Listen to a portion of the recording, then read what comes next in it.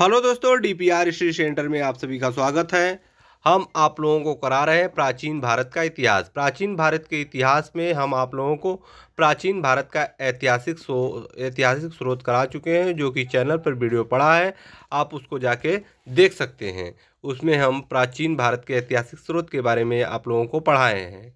अब ये second video है पाषाण काल। पाषाण काल के बारे में हम लोग इस वीडियो में पढ़ेंगे। तो पाषाण काल हमारे एग्ज़ाम के लिए काफ़ी इम्पोर्टेंट है, और पाषाण काल से स्टेट पीसीएस हो या वनडे एग्ज़ाम हो, किसी भी एग्ज़ाम से एक प्रश्न पूछ ही लिया जाता है, एक या दो प्रश्न। तो आइए पाषाण काल को हम लोग देखते हैं। देखिए, पाषाण काल पाषाण काल को जो है कि तीन भागों में डिवाइड किया गया है: पूरा पाषाण काल, मध्य पाषाण काल और नवपाषाण काल। और देखिए, पूरा पाषाण काल जो है, पूरा पाषाण काल को तीन भागों में डिवाइड किया गया है: निम्न पाषाण काल, मध्य पाषाण काल, निम्न पाषाण काल और मध्य पूरा पाषाण काल।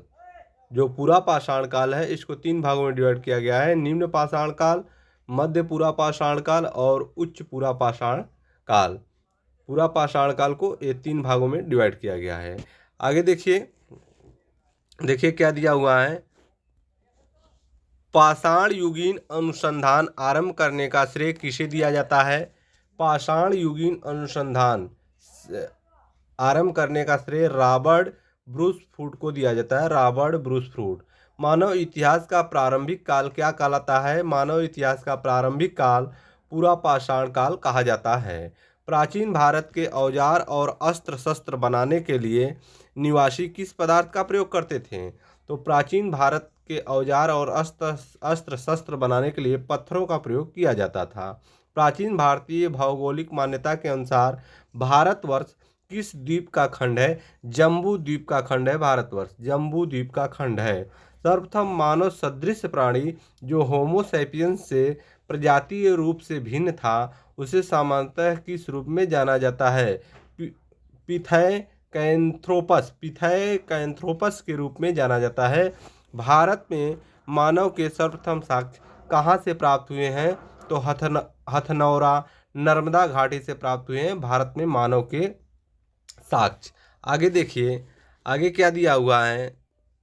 आगे दिया है, पाषाण संस्कृति से लेकर हड़प्पा सभ्यता तक के सांस्कृतिक अवशेष किस पुरास्थल से प्राप्त हुए हैं?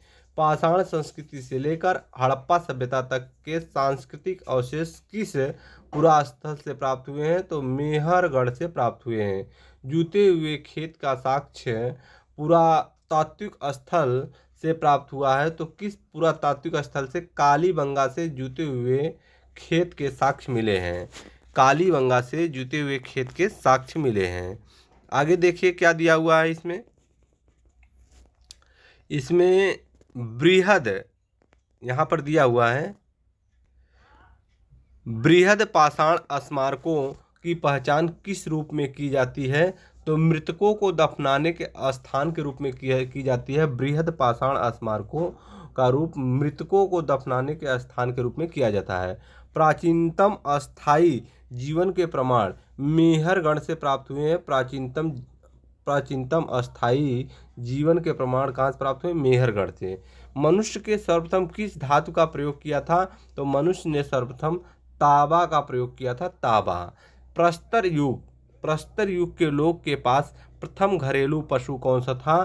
तो प्रस्तर युग के लोगों के पास प्रथम घरेलू जो पशु था वह क्या था? कुत्ता था। कुत्ता। उत्खनित प्रमाणों के अनुसार पशुपालन का प्रारंभ किस काल से माना जाता है? उत्खनित प्रमाणों के अनुसार पशुपालन का प्रारंभ किस काल से माना जाता है? मध्य पाषाण काल से पशुपालन का प्रारंभ माना जाता है। मध्य पाषाण काल से पशुपालन का प्रारंभ माना जाता है। आगे देखिए क्या दिया है। देखिए आगे दिया हुआ है, मध्य पाषाण काल में पशुपालन के प्राचीनतम साक्ष्य कहाँ से प्राप्त हुए हैं? मध्य पाषाण काल से पशुपालन के प्राचीनतम साक्ष्य आदमगढ़ से प्राप्त हुए हैं। पशुपालन के प्राचीनतम साक्ष्य मानव द्वारा खाद्यान्नों की कृषि सर्वप्रथम किस काल में प्रारंभ हुई? तो यह नवपाषाण काल। मानव द्वारा खाद्यान्नों की कृषि सर्वप्रथम किस काल में प्रारंभ हुई? तो नवपाषाण काल में।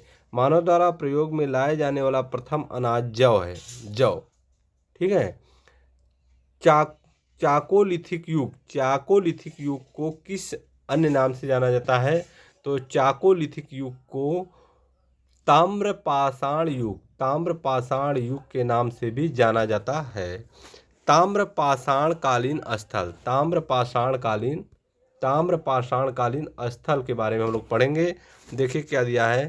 ताम्रपाषाणकालीन स्थल क्या है?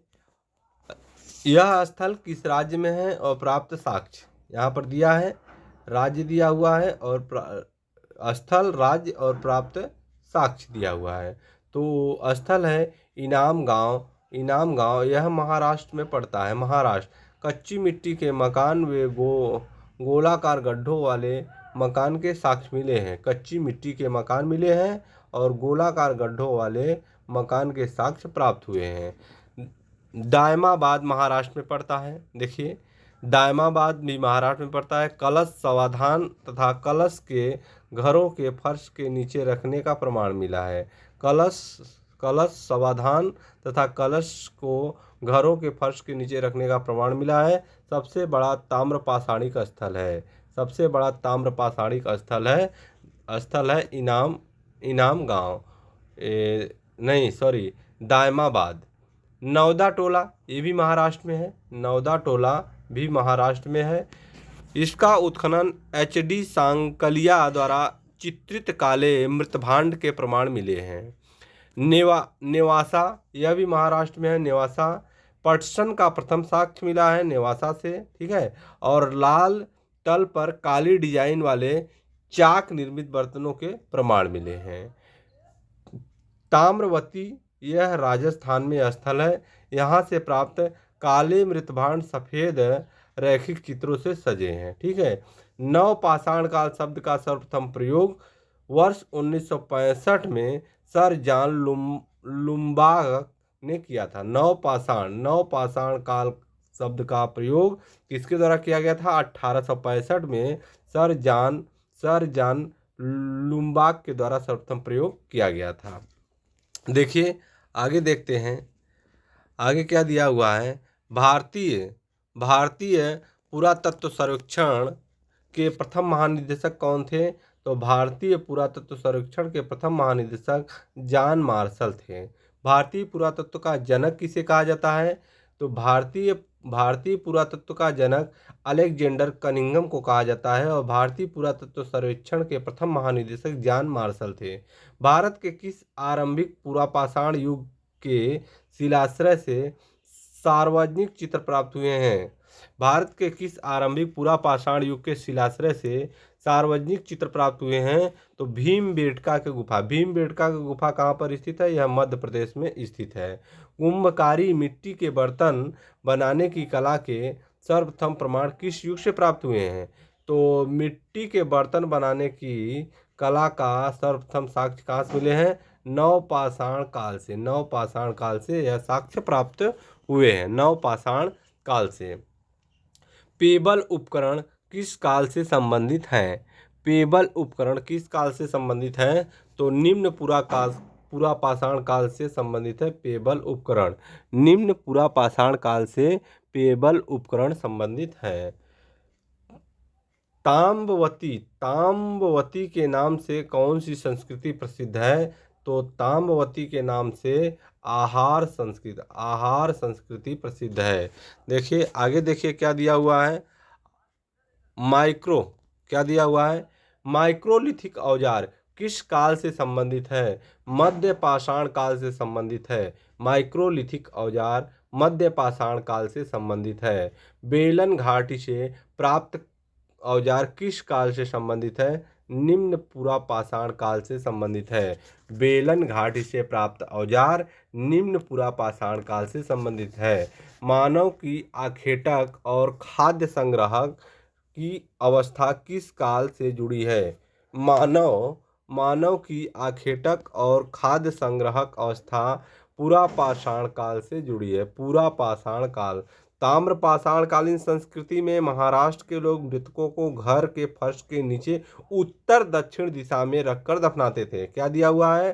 ताम्र पाषाणकालीन संस्कृति में महाराष्ट्र के लोग मृतकों को घर के फर्श के नीचे उत्तर दक्षिण दिशा में रखकर दफनाते थे।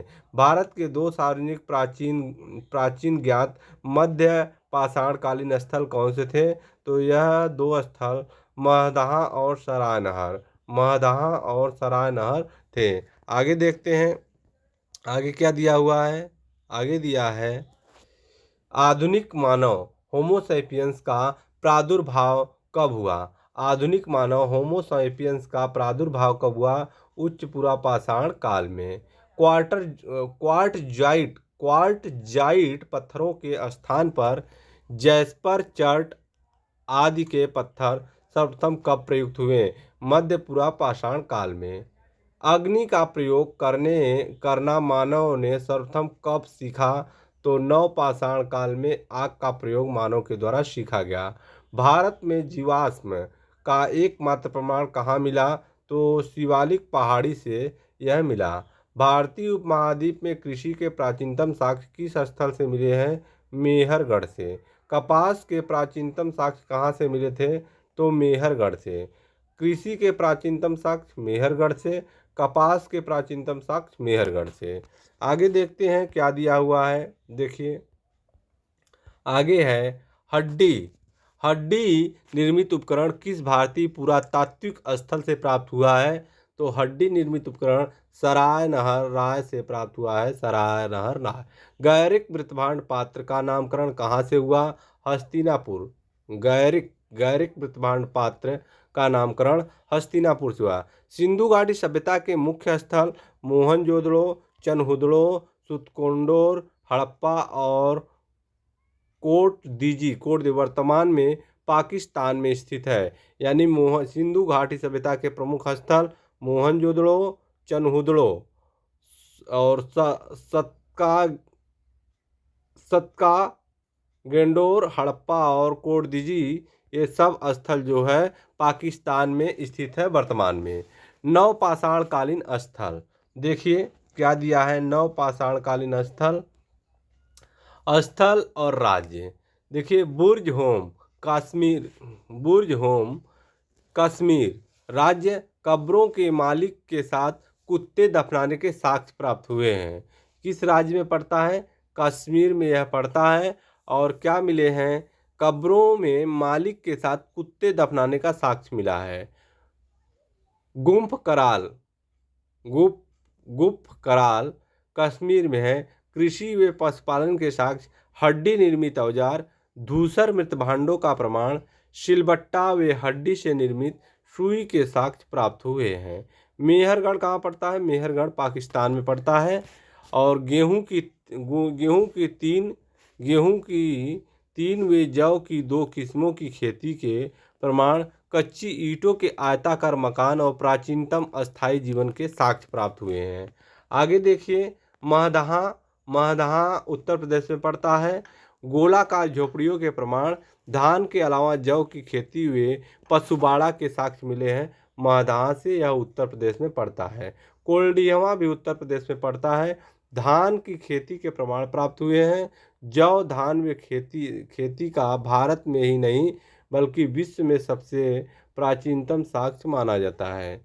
कोल्डिहवा। संगनकल्लू कर्नाटक में पड़ता है। संगनकल्लू कर्नाटक में पड़ता है। राख के टीले प्राप्त हुए जो बेल्लारी जिले में स्थित है। ठीक है। पिकलीहल कर्नाटक में पड़ता है। राख के ढेर वे निवास स्थान से साक्ष्य प्राप्त हुए हैं।